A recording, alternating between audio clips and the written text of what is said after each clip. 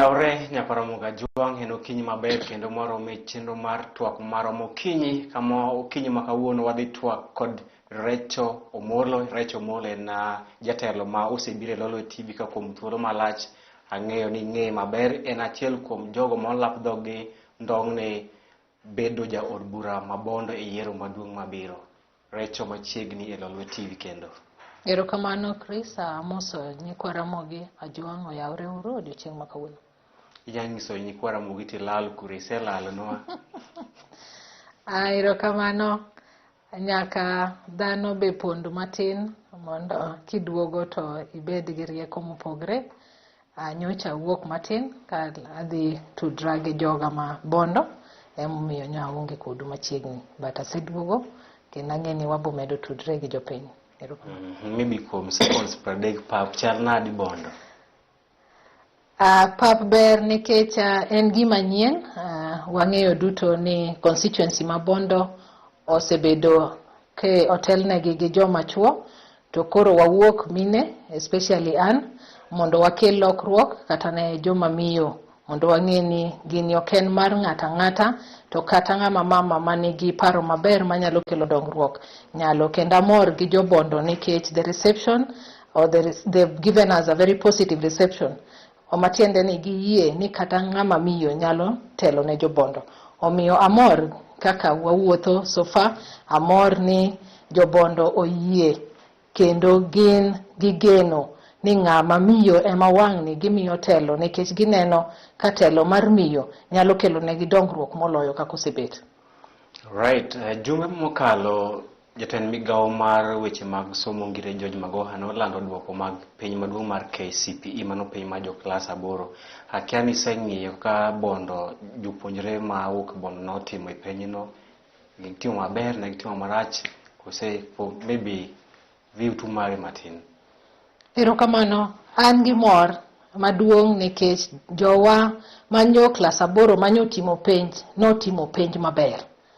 Ne gitimo mana maber ahinya, especially king'iyo skunde manyocha ok tim maber ahinya. Waneno ka giwuok oko kendo they were motivated kata gi gik mane watimo, momiyo waneno lokruok e duoko kalure gi penj mane nyithindo timo. Kendo nyithindwa manyiri especially nomorowa kabisa. Ineno ka nyathi moro otimo penj gi difficulties to yudo almost 400 marks. King'iyo gi condition mane en godo te nyathi manyako, to moro chunyi ni kara gigo mowacho nyithindwa kao motegno kendo miyo gi jingo kata yo masomo. Omiyo akaw thuolo ni mondo congratulate nyithindwa manyotimo klas 8 nikech ne gitimo penj maber kendo duoko mane wayudo en duoko mamorowa kaka jonyuol, kaka jotelo bende mabondo. To mar ariyo daher wacho ni kata jogo manok otimo maber ahinya, there's still an opportunity maginyalo medo sombgi kendo ginyalo keto somo mbele mami gitima maber kaka joma manotimo, nikech nitiere reasons here there manomiyo gitimo penj maber. But ka giketo mago aside magi focus education, to gin bende gin gi opportunity e mbele kai mar somo. To kokamano daher assure them ni wabo timo mwanyalo kaka jotelo mondo wang'e ni nyithindwa duto odhi e skul kako nego bedi. Okay, koro ka wadhi e twak maro makawuono aching' en ni e thuolo mokalo mane wan kodi ne oyudo kapok ogwel jal buche maduong' Chief Justice. Kata kamano e juma mokalo duol mar Judicial Service Commission ne ogwelo Justice Martha Koome kaka jal buche maduong' mapacho ila nominate mar CJ. Gini osekelo ng'ur mokalo to moloyo kind jotelo kaachiel kod oganda mapacho kae, ka giwacho ni ne ok ong'i regional balance. Giwacho ni migepe 3 mag piny owacho, judiciary idhi telo ne kod jatelo mawuok Mount Kenya, National Assembly Mount Kenya, Executive Mount Kenya. Iparo ni iripachi wi gwelo mar Justice Martha Koome to begin with? Mokwongo akaw thuolo ni mar congratulate jatelo Martha Koome kano bedo nominated after rigorous program kane gilure gi chenro mar yiero ng'ama dhi telo ne judiciary. An kaka ng'ama mama en gima miya mor maduong' ahinya ni nitie paro kaka notimre maber ni koro in the three arms of government wang'ni ng'ama miyo dhi telo ne migawo maduong' ahinya kamano. En ranyisi maber ne joma miyo, en ranyisi maber ne nyithindwa manyiri mabiro. To moloyo kalure gi kaka wasebet kwarango ni bende nitie ng'ama mama manyalo telo e migawo marom kamano kata mohingo mano. Ineno ka seche duto ji wuoyo about gender imbalance. Kaka Ywache, jatelo ker en ng'ama dichuo, speaker en ng'ama dichuo, nyocha judiciary ben ng'ama dichuo. Omiyo ka wanyalo yudo ng'ama miyo matelo ne mine, en ranyisi maber nikech ok otelo nikech oa Mount Kenya, to I believe notero ne gima waluongo ni on merit. Ni notiyo maber kuom jogo duto mane obedo engaged in the process. To ene mano yude ni ng'at manyalo telo ne judiciary maber. Omiyo ok adwa ng'eyo at this level ni en gima owuok yango oganda mane ka dhi telonwa. Nikech king'iyo kata ogendni moko kaka Singapore, tibo yudo ni mondo giyud telo maber ok ne ging'e ni ng'ani wuok kure, ni ng'iyo on merit. Be inyalo telo maber? Be in gi qualifications manyalo miyo itine jopiny e yo ma jopiny otimo nade dwaro? To ne wan gi geno kaka jonagi ni kata ng'atwa mabe ne waparo notiye maber ahinya kaka jasiso huko ne nyalo tayo judiciary. To osetimre ni koro ng'ama miyo nowuok maber ahinya. Omiyo en gima narwako kaka ng'ama mama ni koro the third arm of government otelne gi ng'ama miyo. En gima ber, en gima ne pok otimre, en gima nyaka warwak gimor. Nikech adiera makende waneno kanyote Tanzania for example, an opportunity arose ma koro wan gi female president. Koro ranyisi chako bet maber ni joma miyo timre nade nyalo telo. To en mana kwayo wani seche ma giyudo opportunity go bende ginyalo telo mamiyo dhano bet gadiera e telo mar joma miyo. Jomoko nyalo wacho ni gimomiyo Judicial Service Commission ne osetolo Justice Martha Koome en wich kuot ni piny Tanzania libamba marwa otelne kod joma ng'ama miyo. Piny Amerika mwalan a lot from jalup ker en ng'ama miyo.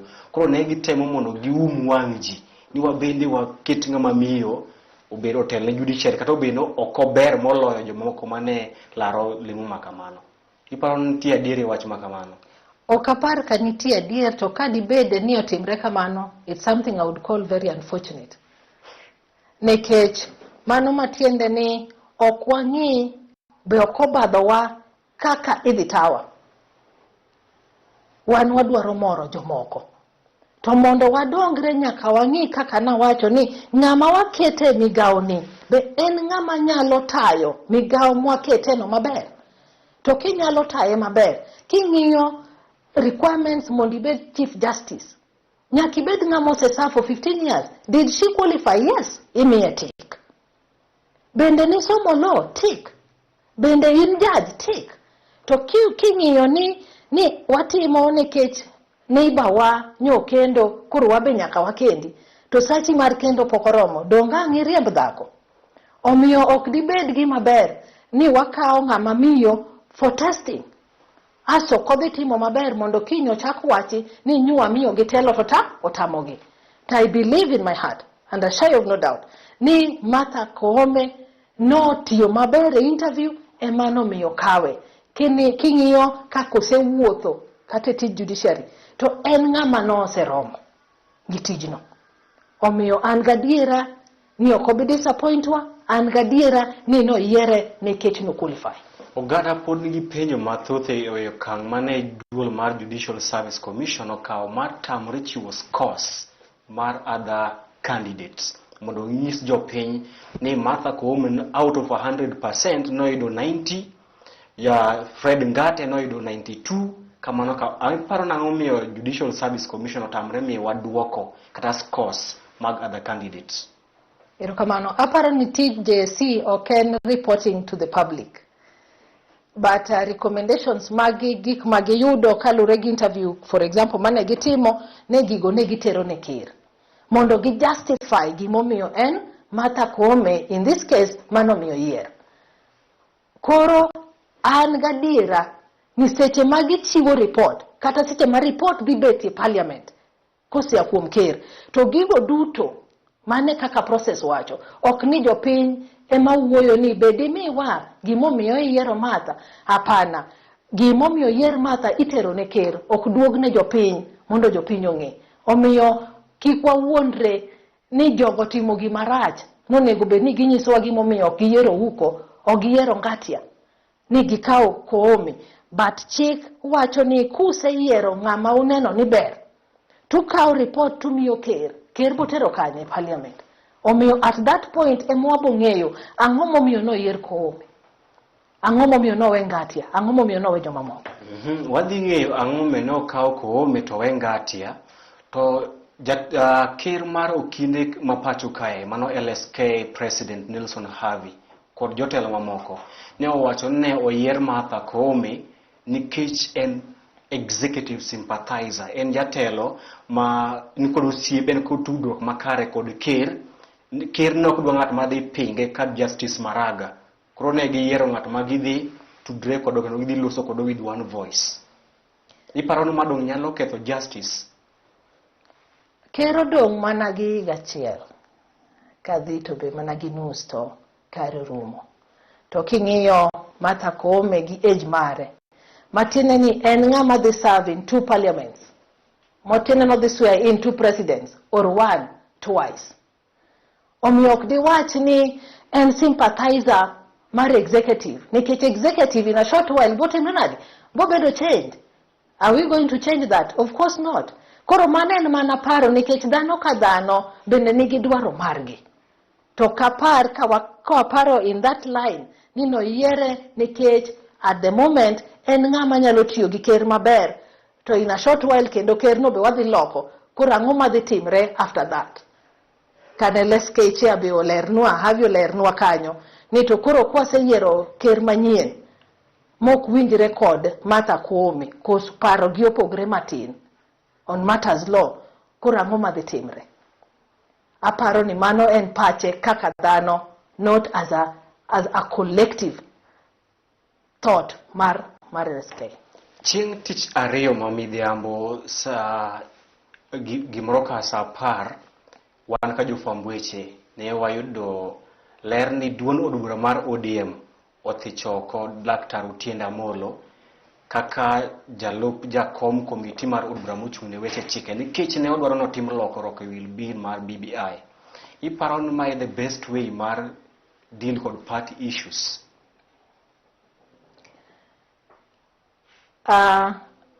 Party ka party nigi structures mage, to e ot bende nyaki yude ni nitie joma yware kae gi kacha. Ok kaka ipare kaka ng'ama tielo paro. To kineno stories mosebet around gima nyotimre mondo jaod bura Otiende Amollo gol oko, ok ni nikech nen gi divergent view issues mag BBI. Tiyudo kanotimo presentation mare parliament, owacho ni we unanimously did what? Agreed. Mateni when kiwacho ni we unanimously agree, to now you're responsible. Iwacho ni paro giduto abe akaw kaka mara. Omiyo wach ni no gole nikech ene pede ni engi a different opinion altogether.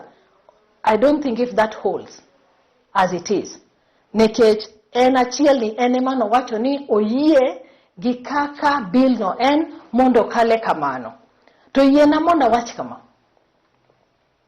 Ng'ato ka ng'ato oyiene mondo par differently. To seche mi paro differently, to itiyo bende under party, nyaki ng'e ni gik matimogi to party na wacho nang'o. Am I in line and thoughts with the party? Omiyo seche mi they represent the party, kore they wuoyo as party and not as Otiende Amollo, if I may say. Okay, they wuoyo kaka Recho. Kore they wuoyo as a representative of the party. Nikech wabet, wa dialogue, waneno ni yoni mamondo atim nadi, walu. To ko kamano, Bende nitiere seche moko ma wanyalo timo gik moko mok wang'eyo ni watimo gik motim nade maber. Ni winjo ka party leader the party chair Mr. Mbadi wacho, Honorable Mbadi wacho ni nitiere kata weche moko manowuok no oro kata ne jatendwa message. To an kaka ng'ama nyocha wuok rarieda yena monda kwa ng'wono nikech nitiere luor mabe nyaka timre nade nyaka bedi towards a leader. Okinyal wuok tiwacho ni an okabitimo gima kama kokitimo gima dwaro. And yet watiyo kaka party achiel. Weche to nyaka bedie nikech wan jo ot. To gigi be wanyalo loso kaka jo ot. To seche moko losi kakidwaro. To kunyiso ni ok bitim kakidwaro pile pile. To kamano to I think ni ok no gole nikech no wacho kata nengi a different opinion. No gole nikech there was a reorganization of different committees within parliament. Reorganization mag different committees within parliament itimoga ka otim parliamentary group meeting mar ODM.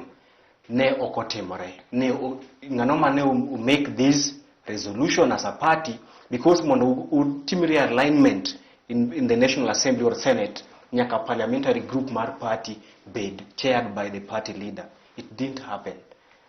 To giparon kantiere gaps. I'm not seeing a gap. Okane kantiere moro.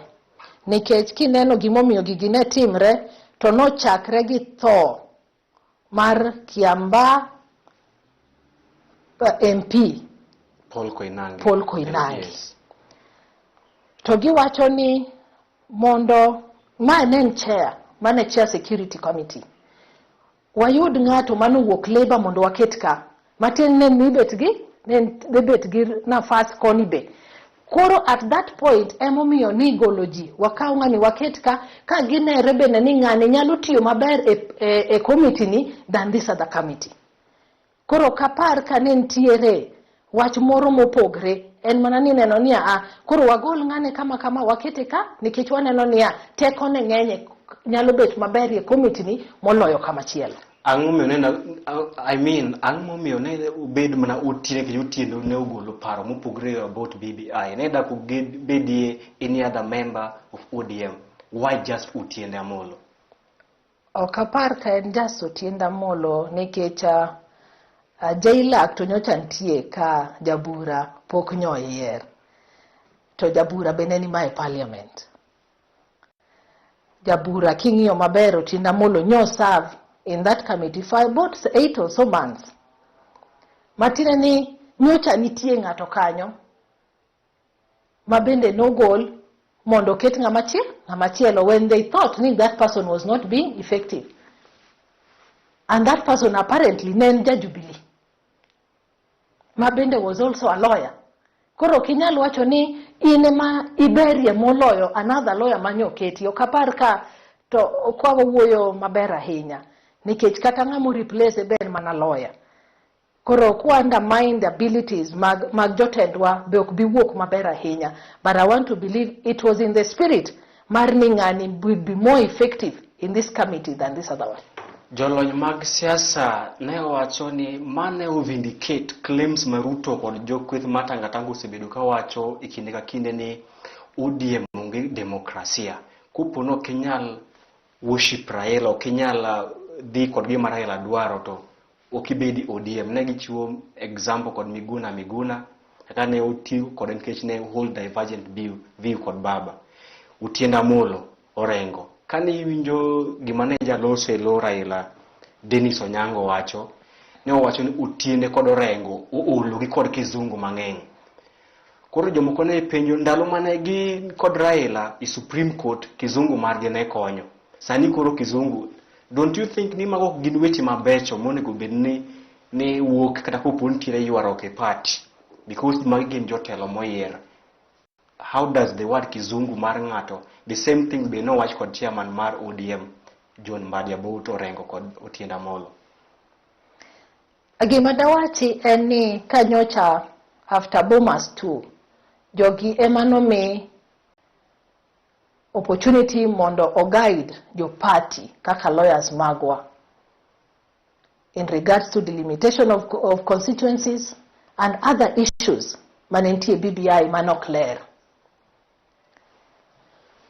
To gin ema negiwacho ni document kaka nitie otimre nadi en document maber mano kata unjiso jopiny kotel negi jabura orengo Naivasha kawacho ni waneno wapuodho wayie ni gini kaka en gima otimre nadi en gima ber chiedh nadi ka kori loko paro gima in iwuon emichung isomo indiko ni ayie gi gini kaka nitie ayie ni nitie seche moko minyalo paro kendo kaka dhano to seche miparo kendo kaka dhano ni gima nawacho chok ber to ber nyalo betie an avenue of discussion and debate gi jotendi okori bi chaki wachnegi ni gini nyaka tim kaka time nadi adware to ko kamano kiwacho ni kizungu mang'eny emomiyo jabura igolo e committee to dako rengo segol ka kizungu is on the same level. Maybe is the next on the chopping board. Ok dwa rito mondo wane to kapar. Yes. An kaka ng'eyo party marwa gima notim en gima ler ni they were reorganizing the committees. To ko kamano nikech mae be ntiere kure public domain. Okwayo na nyalo weyo kata tijni. But ne otamre wach makamo wacho ne okuro ni jakom SMS mora mora. Okoro the sender and the recipient ema nigi details. Yes. To kadipono wacho gimoro kamano to en gima nado wacho ni is very unfortunate. Nikech kamane kwayo mare to karane o align pache gi pach jo party mari organizing the committees. Kuro bira at the right time. Ni yudo kabe wari organize committees tikwayo mondo goli. Kuro watimang kuro wagoli. Right, aneno ka director mara nyisa ni thuolo mayong lakini adhi mi dakika achiel mondo ilos kod jopiny ewi bill mar BBI to moloyo wach mar chuute chung'od bura manyien. Oganda maok Luo Nyanza wacho ni Luo Nyanza mi constituencies matin ka ipimo kod gwenge moko ka Central Kenya kuom dakika achiel kende. Kaka nyocha wacho ni Kwaramogi en ni delimitation of boundaries kalure gi wach mar BBI ne wacho ni mago suggestions mag jopiny. To suggestions mag jopiny emano kwayo boundaries goeko or constituencies mineno koro as stipulated within the proposed bill. Onge gimo sekethre. Nekech IBC pod nitiere. Magi gin constituencies ma jopiny kalure gi task force no kwayo kinyalo medgi. To konyiso ni IBC ok nyal timo mandate margi. Mar bira lego Usonga for example. Mondo giwach ni jowa lego koro sebet jomang'eny ahinya mondo wapogi. Okonyiso ni duto oselal. Nikech IBC pod continue with their mandate. To kabilo se pass teka gini dhine negi to giwacho ni jopiny kwayo kama within Nairobi mondo wamed constituencies makamagi. To lure gi mane gin bende gin go kaka jomo oyier ni mondo titijno. Koro miyo jothurwa kik wabed ni koro wan joma nigi kuyo nok wadhi yudo. To nikech IBC pod botimo mandate margi mondo gimiwa constituencies kalure gi survey magitimo. Right, Nyakoromogi ne watwak achiel kachiel kod Mikayi RACHEEL OMOLLO men jatelo molap dhoge ndong ne bedo jaod bura mabondo yiero maduong' mabiro. Mikayi RACHEEL watimero kamano kuom kawo thuolo mari mar biro twak kod Nyakoromogi ng'en thuolo mong'ado lakini ka wayudo kinde machielo wabiro luongi iduogo kendo igomba kod jopiny. Erokamano Chris. Nyakoromogi gimoro amora man gi chakruok ne nyaka bed kod gikone mano bende makelo giko twak marwa mokinyi makawuono ibed gi odiochieng' makare nyinga Chris.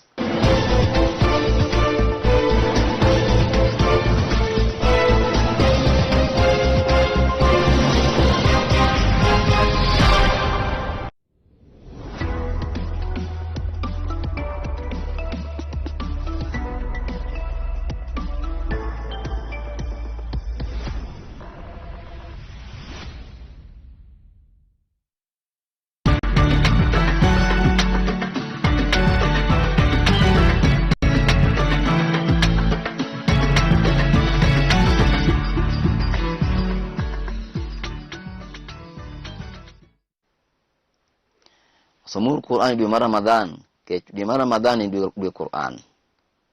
Dwe ma ogwedhi, buk mogwedhi, e seche mogwedhi, e ndalo mogwedhi. Koponi somo bugni endi, Ruoth Nyasaye ni mi gweth maduong'.